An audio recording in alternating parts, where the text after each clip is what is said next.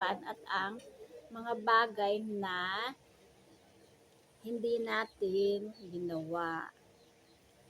Um, Ito po yung halimbawa yung kay Lazaro na hindi ba yung kumakain sa ilalim yung pulubing si Lazaro ay kumakain sa ilalim ng hapag ng isang mayaman.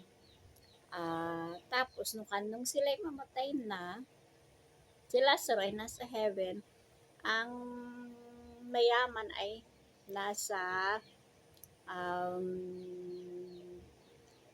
hindi naman siya Gehenna.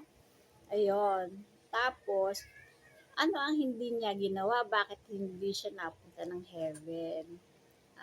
Dahil wala siyang ginawa para kay Lazaro. Hindi niya ito inimbitahan sa kanyang lamesa para kumain or hindi niya binigyan ng makakain.